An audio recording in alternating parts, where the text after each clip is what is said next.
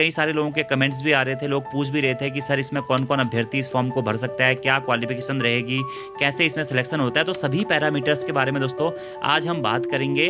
हालांकि होमगार्ड एवं नागरिक सुरक्षा जो मुख्यालय है उत्तराखंड देहरादून, उसके द्वारा एक विज्ञप्ति जारी की गई है, जिसके तहत यह बताया गया है कि आपका होमगार्ड की जो भर्ती है यह 2 चरणों में आयोजित की जाएगी।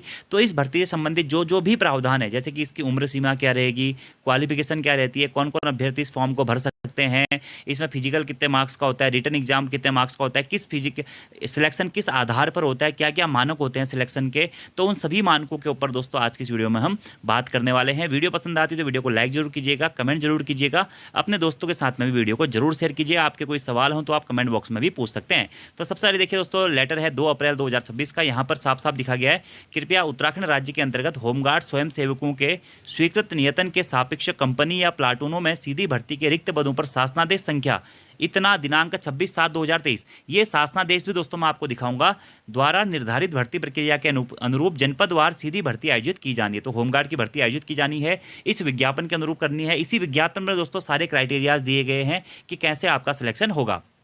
इस संबंध में उपरोक्त शासनादेश के अनुपालनार्थ होमगार्ड स्वयंसेवकों की भर्ती से संबंधित आवश्यक दिशा निर्देश, आवेदन पत्र का निर्धारित प्रारूप तथा जनपदवार चरणबद्ध भर्ती कार्यक्रम एवं समय सारणी संलग्न कर प्रेषित की जा रही है। अतः आपको निर्देशित किया जाता है, तो यहाँ पे निर्देशित किया गया है जिला कमांडेंट को कि उक्त शासनादेश संलग्न दिशा निर्देशों एवं प्रावधानों के अनुपालन सुनिश्चित करते हुए होमगार्ड स्वयंसेवकों के सीधी भर्ती के रिक्त पदों पर नियमानुसार एवं पारदर्शी रूप से भर्ती प्रक्रिया संपादित किए जाने हेतु अग्रेती आवश्यक कार्रवाई करना सुनिश्चित करना। यानी कि आपका होमगार्ड की भर्ती दोस्तों आ गई है। अभी हम इसके बारे में बात करेंगे कि कब से आपके इसके फॉर्म आएंगे, कब तक आप इसके लिए आवेदन कर सकते हैं और क्या क्राइटेरिया आपका रहने वाला है, इसमें कब तक आपका जो है फिजिकल वो आयोजित कराया जाएगा। ठीक है, तो जो भी अभ्यर्थी दोस्तों तैयारी करना चाहते हैं होमगार्ड भर्ती की, तो आप लोग तैयारी कर सकते हैं। बाकी सभी प्रावधानों के बारे में हम बात कर लेंगे, वेतनमान की भी बात कर लेंगे कि कितना वेतन आपको इसमें मिलता है। तो ये आपका आवेदन पत्र है होमगार्ड भर्ती के संबंध में। आप देख सकते हैं पुरुष और महिला दोनों पदों पर क्या है। इससे पहले दोस्तों 2024 में ये भर्ती आई हुई थी, आप में से कई सारे अभ्यर्थियों ने फॉर्म भी भरा होगा उस टाइम पे। तो ये आपका भर्ती है, आवेदन पत्र यहाँ पे दिया गया। ये तो अभी जब आपके फॉर्म आ जाएंगे उसके बाद आपको ये आवेदन पत्र भरना होगा, अपनी समस्त जानकारी आप यहाँ पर भर सकते हैं। ठीक है, अब होमगार्ड भर्ती है तो कुछ महत्वपूर्ण दिशा निर्देश दिए गए दोस्तों। तो यहाँ पर कुछ महत्वपूर्ण दिशा निर्देश हैं, अगर आप यहाँ पर इसे पढ़ना चाहते हैं तो पढ़ सकते हैं, वरना इसमें आपके मतलब की ज़्यादा चीज़ें नहीं है। ये कैसे करके भर्ती कराई जानी है, क्या उसकी प्रक्रिया है, उसके संबंध में यहाँ पे चीज़ें दी गई हैं। ठीक है, अब देखिए होमगार्ड जो स्वयं सेवक हैं उनकी भर्ती से संबंधित कुछ कार्य योजना यहाँ पे जारी की गई। भर्ती दोस्तों 2 चरणों में आयोजित की जाएगी, प्रथम चरण और द्वितीय चरण में। प्रथम चरण में दोस्तों बागेश्वर, नैनीताल, चंपावत, टिहरी गढ़वाल, वो बोला सर मैं गेम रिसेंटली मेरे पास चरण में भर्ती की जाएगी और द्वितीय चरण में बाकी जो 5 बचे जनपद हैं अल्मोड़ा, पिथौरागढ़, उत्तरकाशी, रुद्रप्रयाग और चमोली, इनमें भर्ती की जाएगी। ठीक है, पदों की संख्या लगभग 400 या 500 पदों की संख्या बताई जा रही है दोस्तों। अगर आप लोग करना चाहते हैं इसकी तैयारी तो आप बिल्कुल कर सकते हैं। ठीक है, और ऐसे अभ्यर्थी जिन्हें जॉब की बिल्कुल ज़रूरत है, बहुत मतलब अत्यावश्यक ज़रूरत है, तो वो अभ्यर्थी इस फॉर्म को भर सकते हैं। क्योंकि होमगार्ड भर्ती के बाद में आपको देखिए पुलिस की भर्ती में भी फायदा मिलता है, एसआई में भी फायदा मिलता है, और साथ ही साथ इसके साथ साथ आप अपनी तैयारी को भी आगे कंटिन्यू कर सकते हैं। ठीक है, तो प्रथम चरण और द्वितीय चरण में दोस्तों इस भर्ती का आयोजन कराया जाना है। प्रथम चरण में आपके 8 जनपद हैं, दूसरे चरण में आपके 5 जनपद होने वाले हैं। ठीक है, अब प्रथम चरण में दोस्तों जो भर्ती होगी आपकी, उसकी कार्य योजना क्या है देखिए।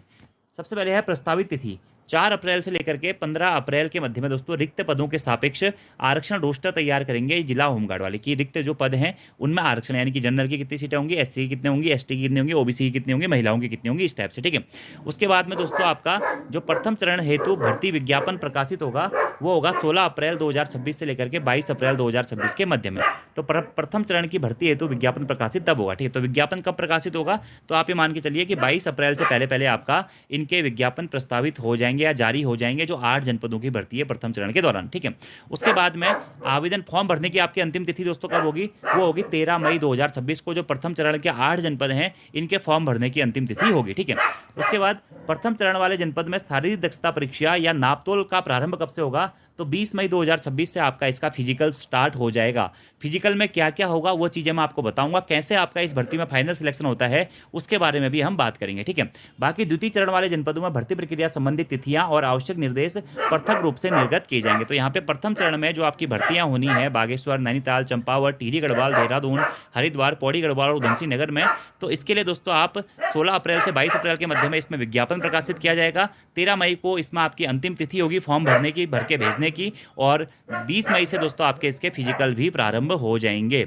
अब यहाँ पर ये बात आती है दोस्तों कि कैसे इसमें चयन होता है, होमगार्ड भर्ती में चयन कैसे होता है, क्या क्या इसके मानक होते हैं और किन क्राइटेरियाज के यहाँ पर आधार पर आपका चयन किया जाता है। तो सबसे पहले देखिए यहाँ पर जो विज्ञापन दिया गया है, इस विज्ञापन के आधार पर हम बात करेंगे। देखिए यहाँ पे दिया गया 26/7/2023 का जो लेटर है उसके अनुरूप यहाँ पे भर्ती की जानी प्रस्तावित है। तो ये है वो लेटर, देखिए आप दोस्तों देख सकते हैं 26 जुलाई 2023 का ये लेटर है, और यहाँ पर विषय है उत्तराखंड राज्य के होमगार्ड स्वयंसेवकों की संशोधित भर्ती प्रक्रिया निर्धारित किए जाने के संबंध में ये लेटर था, और इसी निर्धारित प्रक्रिया के अनुसार दोस्तों आपकी क्या होनी है, यह भर्ती आयोजित होनी है। पदों की संख्या मैंने आपको बताई दी, लगभग 400 से 500 के पद आने की संभावनाएं हैं, इससे अधिक भी पदों पर भर्ती आ सकती है। ठीक है, सबसे पहले दोस्तों एजुकेशनल क्वालिफिकेशन यानी कि शैक्षिक योग्यता इसकी क्या है। तो शैक्षिक योग्यता दोस्तों न्यूनतम आपके पास में 10वीं की परीक्षा आपने उत्तीर्ण की होनी चाहिए। जो 10th पास हैं वे अभ्यर्थी इस फॉर्म को भर सकते हैं। अगला है आपकी आयु सीमा। तो इसकी आयु सीमा दोस्तों कितनी होनी चाहिए, 18 वर्ष से 40 वर्ष के मध्य में इसकी आयु सीमा आपकी होनी चाहिए, और ये आयु सीमा कैलकुलेट होगी 1 जुलाई से। यानी कि अगर 1 जुलाई को दोस्तों आपको 1 जुलाई 2026 को आपको 18 वर्ष पूरे हो गए हैं और 40 वर्ष से आपकी आयु सीमा कम है, तो आपको इस फॉर्म के लिए आप आवेदन कर सकते हैं। बाकी जो आपका कैटेगरी वाले अभ्यर्थी हैं उनके लिए इसमें छूट भी प्रदान की जाती है। 5 वर्ष की छूट यहाँ पे SC ST और OBC वर्ग को यहाँ पर दी जाती है। स्वतंत्रता संग्राम सेनानियों को भी 5 वर्ष की छूट यहाँ पे दी जाती है। ठीक है, आरक्षण रोस्टर दोस्तों, आरक्षण रोस्टर तो आरक्षण विभाग के द्वारा ही तैयार किया जाएगा। अब दोस्तों यहाँ पे देखिए फिजिकल, तो पुरुषों का अलग फिजिकल होता है और महिलाओं का अलग फिजिकल होता है। ठीक है, फिजिकल के कितने नंबर होते हैं, फिजिकल के दोस्तों यहाँ पर आपके 30 नंबर होते हैं, 30 नंबर आपके हाथ में होते हैं फिजिकल के। ठीक है, तो इससे पहले कुछ आपके शारीरिक मानक हैं वो हम बात करते हैं। जैसे ऊंचाई के बारे में बात करें, पुरुष अभ्यर्थियों की सामान्य और OBC के लिए और SC अभ्यर्थियों के लिए जो न्यूनतम आयु सीमा है, सॉरी न्यूनतम जो ऊंचाई है वो 165 सेंटीमीटर है, और ST अभ्यर्थियों के लिए 157.50 सेंटीमीटर है, और पर्वतीय क्षेत्र के यानी कि जो हिल वाले अभ्यर्थी हैं उनके लिए 160 सेंटीमीटर की आपकी मिनिमम हाइट होनी चाहिए। बिना सीना फुलाए आपकी जो चेस्ट होनी चाहिए जनरल और OBC में और SC में वो 78.8 सेंटीमीटर होनी चाहिए। ST के लिए 76.3 सेंटीमीटर होनी चाहिए, पर्वतीय क्षेत्रों के लिए भी इतनी होनी चाहिए। ठीक है, सीना फुलाने पर आपका 5 सेंटीमीटर का फुलाव आपका हर किसी में आवश्यक है। तो अगर आप पुरुष अभ्यर्थी हैं, सामान्य और OBC से हैं, तो आपकी जो ऊंचाई है यानी कि जो आपकी हाइट है 165 सेंटीमीटर न्यूनतम होनी चाहिए। SC और पर्वतीय क्षेत्र वाले हैं तो वो क्राइटेरिया आप यहाँ पर देख सकते हैं। ठीक है, ऐसे ही सीने में कम से कम 5 सेंटीमीटर का फुलाव आवश्यक है। अब बात करते हैं दोस्तों महिला अभ्यर्थियों के लिए। महिला अभ्यर्थियों के लिए सिर्फ ऊंचाई का मानक है। तो सामान्य या अन्य पिछड़ा वर्ग या SC जो महिलाएं हैं उनकी न्यूनतम ऊंचाई जो है 152 सेंटीमीटर रहनी है। ST वाली जो महिलाएं होंगी उनकी जो ऊंचाई है वो 147 सेंटीमीटर रहनी चाहिए, और पर्वतीय क्षेत्र के लिए जो महिलाएं हैं उनकी ऊंचाई भी 147 सेंटीमीटर रहनी चाहिए। ठीक है, लेकिन महिलाओं के लिए एक प्रावधान यहाँ पर आवश्यक है कि उनका जो वजन है न्यूनतम 45 किलोग्राम होना आवश्यक यहाँ पर किया गया है। बाकी शारीरिक मानकों में छूट के लिए अनुसूचित जनजाति और पर्वतीय क्षेत्र का प्रमाण पत्र आपके पास में होना चाहिए। ठीक है, बाकी यहाँ पे पर्वतीय क्षेत्र का निर्धारण किया गया कि कौन कौन पर्वतीय क्षेत्र में आएंगे, तो वो तो हम बाद में ही बात कर लेंगे, जैसे नैनीताल वाला एरिया हो गया, जो पूरा पहाड़ी जनपद है वही सब कुछ। ठीक है, बाकी सीधी भर्ती प्रक्रिया के लिए आपका समाचार पत्रों के माध्यम से भी प्रक्रिया जारी की जाएगी।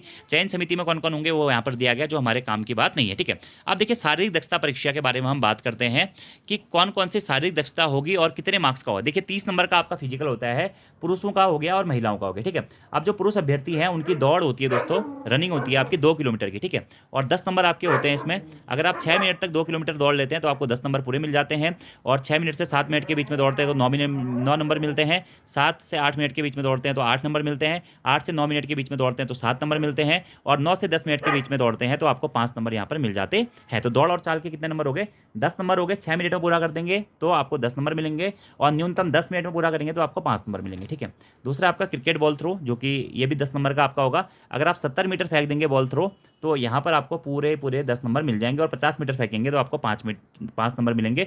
बाकी क्राइटेरिया यहाँ पर दिया गया। ठीक है, ऐसे ही 10 नंबर होते हैं लंबी कूद के। ठीक है, तो लंबी कूद में दोस्तों अगर आप 16 फीट कूद जाते हैं तो आपको 10 में से 10 नंबर पूरे मिल जाएंगे, और 12 फीट कूदेंगे न्यूनतम तो आपको 5 नंबर मिलेंगे। इससे कम कूदेंगे तो आप बाहर हो जाएंगे। ठीक है, तो पुरुषों के लिए 30 नंबर का आपका क्या हो गया, पुरुष अभ्यर्थियों के लिए शारीरिक दक्षता परीक्षा होगी, दौड़ होगी, क्रिकेट बॉल थ्रो होगा और लंबी कूद होगी। ठीक है, 30 नंबर हो गए, और 30 में से आप जितने अर्जित कर सकते हैं, अगर आप एक्सीलेंट रहेंगे तो आपको 30 में से 30 मिल जाएंगे। अब जो महिला अभ्यर्थी हैं उनके लिए दौड़ और चाल होती है, 500 मीटर की दौड़ होती है 10 नंबर की, 2.5 मिनट में पूरी कर देंगे तो 10 नंबर पूरे मिलेंगे, और 3.5 मिनट से 4 मिनट के बीच में पूरी करेंगे तो यहाँ पर आपको 5 नंबर इसके लिए मिलने वाले हैं। सिर्फ 500 मीटर की आपकी दौड़ है, 10 नंबर का ये भी है। क्रिकेट बॉल थ्रो महिलाओं के लिए भी है, अगर आप 15 मीटर फेंकेंगे तो आपको न्यूनतम 5 नंबर मिलेंगे, और 35 मीटर अधिकतम फेंकेंगे तो आपको 10 में से 10 नंबर मिल जाएंगे। इससे कम फेंकेंगे आप तो आप बाहर हो जाएंगे। ठीक है, ऐसे ही इनके लिए अगला क्या है, लंबी कूद भी है। अगर आप 12 फीट कूदते हैं तो आपको 10 में से 10 नंबर मिल जाते हैं, और 8 फीट कूदने पर आपको 5 नंबर मिलते हैं। तो 30 नंबर दोस्तों आपके किसके हो गए, फिजिकल के हो गए। ठीक है, और ये पूरे-पूरे आपके हाथ में हैं, ठीक है? अब ऐसे अभ्यर्थी दोस्तों जो कि एनसीसी वाले हैं, एनएसएस वाले हैं और स्काउट गाइड वाले हैं,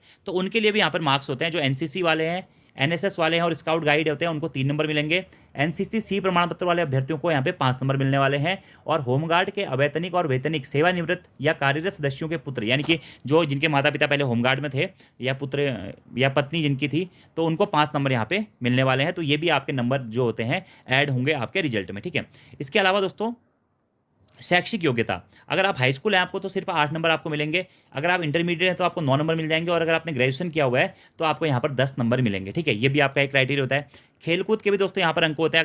अगर आप जिला या महाविद्यालय स्तर के खिलाड़ी हैं तो आपको 2 नंबर मिलेंगे। अगर आप मंडल या विश्वविद्यालय स्तर के खिलाड़ी हैं तो आपको 3 नंबर मिलेंगे और अगर आप राज्य स्तर के खिलाड़ी हैं तो आपको 5 नंबर मिलने वाले हैं, ठीक है? बाकी अगर आप वाहन चालक हैं दोस्तों, तो जो भारी वाहन चालक हैं उनको 5 नंबर मिलेंगे, हल्के वाहन चालकों को 3 नंबर मिलेंगे। तो ये सारे क्राइटेरियाज दोस्तों आपको मिलते हैं होमगार्ड भर्ती में। इन्हीं फाइनल आधार पर आपका रिजल्ट तैयार होता है। मैं आपको बताऊंगा, ठीक है? बाकी परीक्षाफल दोस्तों आपका वैकेंसीज के हिसाब से निकाला जाएगा। 2 अभ्यर्थियों की जन्मतिथि अगर समान होती है तो जिसके शारीरिक दक्षता परीक्षा में अधिक अंक प्राप्त करने वाले अभ्यर्थी का इसमें चयन किया जाएगा, ठीक है? आप देखिए टोटल आपका दोस्तों 60 ही नंबर की ये भर्ती होती है, ठीक है? कुल योग कितना 60 नंबर का है। कोई भी रिटर्न एग्जामिनेशन दोस्तों इसमें नहीं होता है। लिखित परीक्षा इसमें आपकी नहीं होती है, लिखित परीक्षा नहीं होती है, ये आपको ध्यान रखना है। शारीरिक दक्षता परीक्षा 30 नंबर की हो गया है, बात बता दिया मैंने आपको। इसमें आपकी दौड़ होती है, क्रिकेट बॉल थ्रो होता है और लंबी कूद होती है, पुरुषों के लिए भी और महिलाओं के लिए भी। शैक्षिक योग्यता के अधिकतम अंक 10 हैं दोस्तों, ये भी मैंने आपको बता दिया है। अगर आपने ग्रेजुएशन किया है तो 10 नंबर है, हाई स्कूल किया है तो 8 नंबर है, ठीक है? एनसीसी, एनएसएस और स्काउट गाइड के भी 5 नंबर है, ये भी मैंने आपको बता दिया। अगर आपके पास ये नहीं है तो आपके ये नंबर 0 हो जाएंगे, ठीक है? होमगार्ड के अवैतनिक या वेतनिक सेवानिवृत्त या उनके पुत्र पुत्री, उनके भी 5 नंबर है। अगर आप ये नहीं है तो आपके नंबर भी 0 हो जाते हैं, ठीक है? खेलकूद वाले हैं अगर आपको तो आपको 5 नंबर मिलेंगे। बाकी मैंने आपको बता ही दिया उसका क्राइटेरिया भी क्या है, किस स्तर पर आपको क्या क्या है। अधिकतम अंक 5 है, 5 भी है, 3 भी है, 2 भी, ठीक है? वाहन चालक जो है, भारी वाहन वाले तो 5 नंबर है। अगर आप वाहन चालक नहीं है तो आपके ये भी 0 हो जाते हैं, ठीक है? तो इसमें से मेरा ये मानना है कि शारीरिक दक्षता आप लोगों के हाथ में है, शैक्षिक योग्यता आप लोगों के हाथ में है। बाकी एनसीसी, स्काउट गाइड हो गया, खेलकूद और वाहन चालक, इन अभ्यर्थियों को इसमें फायदा मिलेगा, ठीक है? तो ये आपका टोटल प्रोसेस हो गया। 60 ही नंबर में से फिर आपका फाइनल रिजल्ट दोस्तों जारी किया जाएगा और इसकी डेट दोस्तों मैंने आपको बता ही दी है। इसकी जो आपकी परीक्षा थी, जो आप परीक्षा तिथि होनी है, आपकी फिजिकल जो तिथि है वो 21 मई से आपका निर्धारण किया गया है। पहले 8 जनपदों में दोस्तों ये भर्ती आपकी निकाली जाएगी प्रथम चरण में और वो 8 जनपद में आपको बता चुका हूँ, ठीक है? तो ये पूरा क्राइटेरिया हो गया। बाकी स्वास्थ्य परीक्षण के बारे में है, आपकी आंखें कैसी होनी चाहिए, आपका चरित्र दोस्तों अच्छा होना चाहिए और आप उत्तराखंड के क्या होने चाहिए, कैंडिडेट होने चाहिए। अब दोस्तों यहाँ पर एक बड़ा सवाल क्या है कि जैसे कि यहाँ पर आपका इन जनपदों में भर्ती आई हुई है, ठीक है? लगभग 13 के 13 जनपदों में भर्ती आने वाली है। हालांकि लेकिन प्रथम चरण में जो भर्ती होने वाली है सिर्फ 8 जनपदों में होने वाली है, ठीक है? तो क्या आप किन जनपदों से आवेदन कर सकते हैं? देखिए एक अभ्यर्थी सिर्फ एक ही जनपद से आवेदन कर सकता है। सबसे पहले आपको ये चीज़ याद रखनी है। तो या तो आप इन जनपदों से आवेदन कर देंगे या आप द्वितीय चरण के जनपदों से आवेदन करेंगे। अगर कोई बागेश्वर का अभ्यर्थी है और अगर वो चाहे कि वो कई और जनपद से आवेदन करे तो वो भी कर सकता है, ठीक है? लेकिन एक ही जनपद से उन्हें आवेदन करना पड़ेगा। तो आप जिस जनपद से चाहें उस जनपद से आप आवेदन कर सकते हैं और अगर आपका चयन हो जाता है तो उसी जनपद में आपकी क्या होगी, सेवा भी रहेगी, ठीक है? अब बात करते हैं वेतनमान दोस्तों, इसमें कितना होता है, सैलरी कितनी होती है, ठीक है? तो होमगार्ड्स की जो सैलरी होती है वो होती है 18,000 से लेकर के 24,000 के बीच में, ठीक है? 18,000 से 24,000 के बीच में आपकी सैलरी होती है। न्यूनतम 600 से 800 रुपये तक मानदेय इसमें दिया जाता है, ठीक है? बाकी कुछ एक्स्ट्रा भी आपका हो सकता है, मिल जाए समय के साथ साथ, लेकिन 18 से 24,000 के मध्य में आपकी इसकी सैलरी होती है। बाकी जल्द ही दोस्तों आपको ये भर्ती देखने को मिल जाएगी। 16 से 22 अप्रैल के बीच में इसका विज्ञापन हो जाएगा। 13 मई तक आप इसके लिए आवेदन कर सकते हैं और 20 मई तक दोस्तों आपका इसका 20 मई से आपका इसका फिजिकल भी शुरू हो जाएगा। तो होमगार्ड भर्ती के बारे में समस्त जानकारी दोस्तों मैंने आपको बता दी। उम्र सीमा 18 से 40 कॉमन है दोस्तों। शैक्षिक योग्यता न्यूनतम हाई स्कूल होना चाहिए। बाकी फिजिकल का क्राइटेरिया मैंने आपको बता ही दिया है। उम्र सीमा मैंने आपको बता ही दी है। 60 नंबर के आधार पर आपका सिलेक्शन होगा, ये भी बता दिया। रिटर्न परीक्षा इसमें दोस्तों आयोजित नहीं होती है। सारा क्लासिफिकेशन इस भर्ती के बारे में मैंने आपको बता दिया है और जैसे ही दोस्तों आपकी ये भर्ती आ जाएगी 16 अप्रैल से लेकर के 22 अप्रैल के मध्य में, तो फिर हम इन चीज़ों के बारे में एक बार दोबारा से बात कर लेंगे। आई होप दोस्तों आप लोगों की सारी जानकारियां जो आपको चाहिए थी इस भर्ती के संबंध में वो आप लोगों को प्राप्त